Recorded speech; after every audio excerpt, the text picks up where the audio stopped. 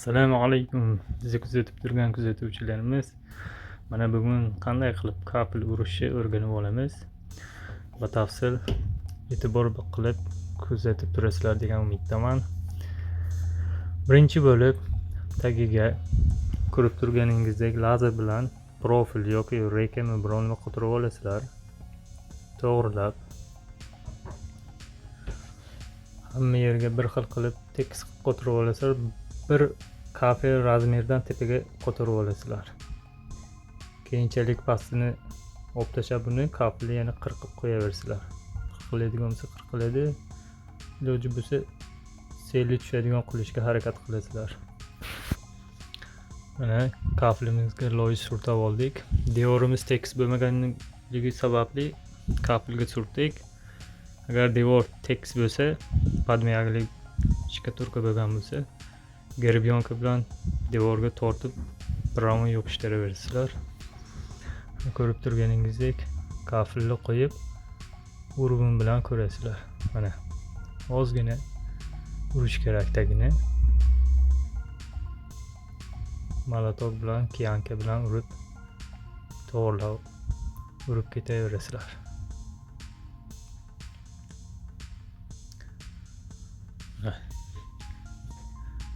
Mana endi to'g'rilandi. Mana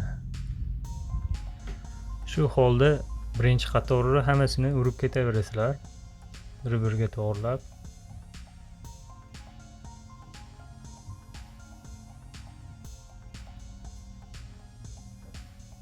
Mana lazer bilan ko'rib olasizlar. Lazer bo'lmasa shart emas. Shaytonni o'zi bilan ham ko'rsa bo'laveradi.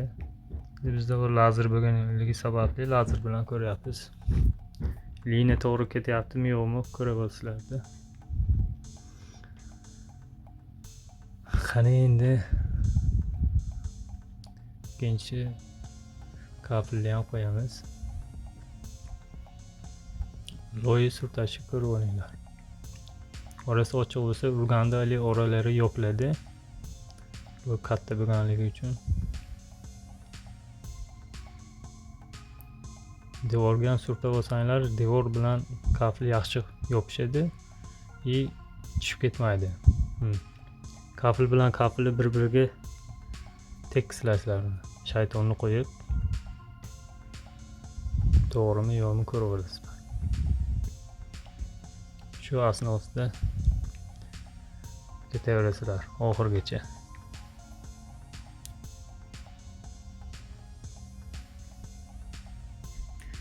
Qandaydir tushunmagan joylaring agar chiqib qolsa, batafsil zo'r desizlar, kommentariyaga yozib qoldiraverasizlar. Sizlarga javob berishga harakat qilaman. Xudo xohlasa.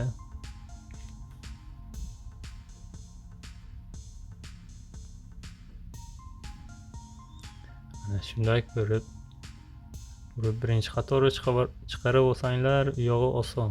Birinchi qator ozgina qo'l ishlaydi. Krestiga solib qo'yamiz joyiga. Birinchi qator, ikkinchi kafelni qo'yamiz endi, uchinchisiga 2 depa. Uchini ham qo'ydik, endi qirqiladigan joyiga qirqib olamiz. O'lchab. Qirqishda kafel qirqadigan bo'lsa qirqinglar, bo'lmasa almaz bor. O'sha kafel qirqadigan kichkina anusi. Endi oyna kesadigan bordi, o'sha bilan qirqyapman. Agar yo'q bo'lsa, hozmakka borsanglar, hozmakda sotadi.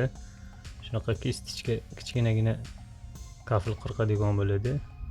Arzonroq, endi katta kafel qirqadigan qimmatli qiladi. Agar dalshi ishlayman desanglar, olsanglar bo'laveradi. Bitta ikkita ishga unaqa katta kafel qirqadigan kerak emas deganligi uchun men o'zimni oyna qirqadiganimni olib ishlatdim. Chizig'i chizib kesib uni mixi qo'yib bossanglar sinadi o'zi. ozgina qattiq qo'pol harakat qilmaslik kerak. Mana ko'rganingizdek. Bir xil kafillari qirq olmaydi. Qattiq kafillar bor. Ularga nitishi o'tmaydi. Bu keramigranit kafillari iloji boricha kafil qirqadigan bilan qirqqan yaxshi. Katta kafil qirqadigan bor. O'sha bilan qirqsanglar yaxshi bo'ladi. Oson. Ish oson ko'chadi. Ikkinchi qatorni ham qo'yapmiz. Ikkinchi qatorini qo'yib, yana urug'im bilan ko'rib olamiz.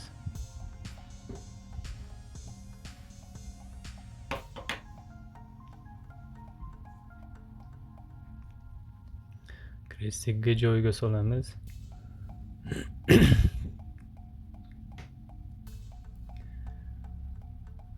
Shu asnosida ketaverasizlar. Endi bu yo'lni olib o'tirib vaqt o'tkazmaymiz. Tezroq bo'lishi uchun keyingi uni ko'rsataveramiz. Keyingi jarayonlari.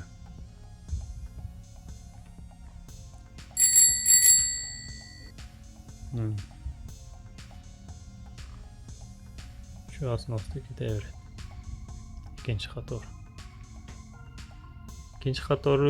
Ikkinchisini o'zi ko'rganinglardek urug'ni ishlatmadim, chunki pastaga kafilga to'g'rilasanglar, pastani tepasini narigi tomonga to'g'rilasanglar, o'zi tekis ketaveradi.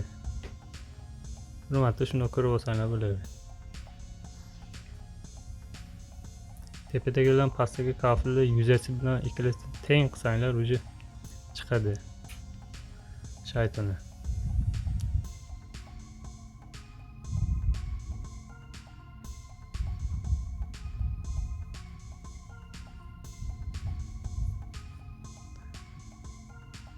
Mana ko'rganinglar teng qilib qo'ydim. Mana shayton bir marta qo'ydik xolos. Bunaqa urganim yo'q.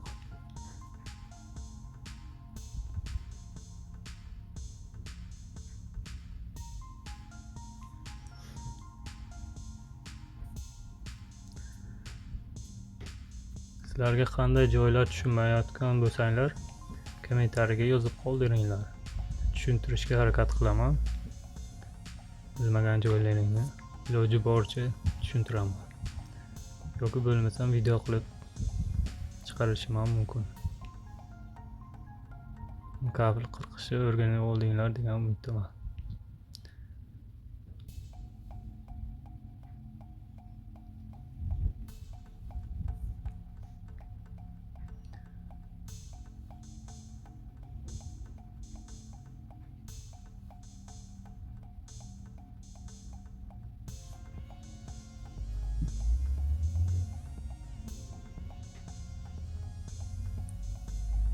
Mana bitta ikkinchi qatorimiz ham.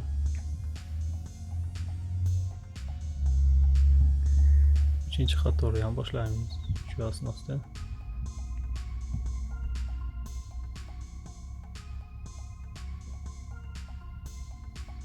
Ikkinchi qator birinchisini urug' bilan ko'rib to'g'rilab olish kerak. Keyingilari o'zi uni cheti bilan buni chetini to'g'rilasangiz o'zi to'g'ri ketaveradi. Birinchisini urug'da to'g'rilab olish kerak. Hamisha. Mana ikkinchisi u yog'iga endi urug'ni unchalik kerak bo'lmaydi. Mana bitgani devorimizni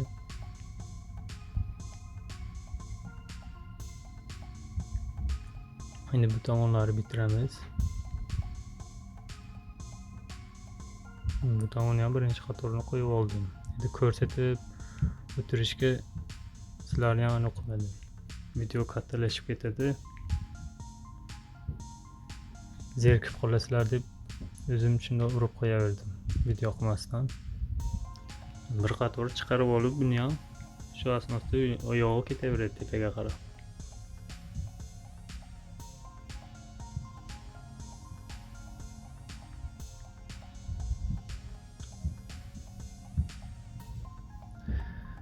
Bunda bizni smestitillari joyi shalankamiz tashqarida bo'lganligi uchun teshmadim. Agar sizlarga ichkarida bo'ladigan bo'lsa, smestitili joyini koronka bilan teshishinglar kerak. Shu devorga koronkani o'rnatib, joyini metka qilib teshishinglar kerak. Agar qanaqa teshishni bilmasanglar, kanalga o'tinglar. Kanalda men video qilganman. Kafillar qanaqa teshishni ko'rib o'rganib olsanglar bo'ladi. Mana polimizni boshladik. Birinchi qatorni birinchisini urug'ida ko'rib urib olamiz. Yuzasiga urug'ni bu tomondan pils qilib qo'yib, hamma tomonini bir xil qilsanglar, shaytonga qo'yib. Endi bizda silib suv ketadigan joyi yo'q ba'zi. Shuning uchun biz shaytonga olyapmiz. Agar sizlarga slifti bo'lsa, bu hammom bo'lganligi uchun aytyapman. Agar slif bo'ladigan bo'lsa, shaytonga emas, o'sha slif tomonga qarab sekin yarim santimetrdan uklon qilib ketaverasizlar hamma joydan. Endi bizniki bu yerda anu bor. Jacuzzi deydimi? Katta vanna tovarasi bor, o'sha qo'yiladi. Shuning uchun bu yerda shayton bo'lish kerak. Bunaqa suv ketadigan joyi yo'q. Kleyni yerga surtib olsanglar yaxshi. Chang-pangini tozalab oladi. Gruntovka qilsa ham bo'ladi. Endi gruntovka qilsangiz ham baribir unaqa zo'r bo'lmaydi. Gruntovkadan keyin ham kirsangiz oyoq bilan chang baribir kiradi. Bundan o'sha kley bilan kleyni o'zini surtab changini yo'qotsangiz yaxshi. Shunday qilib shayton bilan ko'rib birinchi qator ketaveriladi.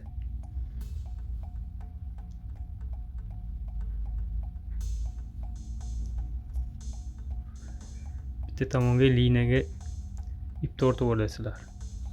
Liniyasini to'g'rilab. Liniya qiyshiq ketmasligi kerak.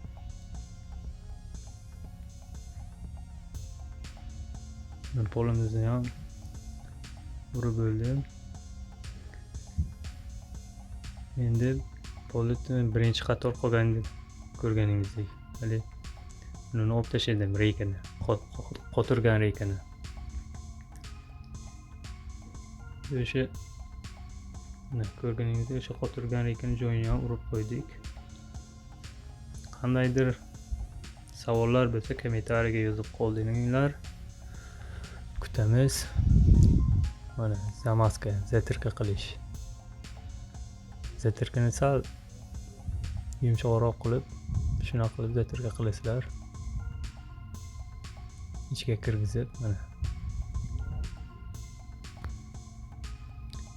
Video yoqqan bo'lsa like bosing.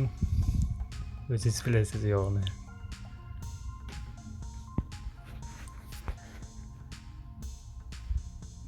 E'tiboringlar uchun rahmat, qadrdonlar. Sog' bo'linglar, salomat bo'linglar. Keyingi videolarda uchrashguncha xayr deb qolaman.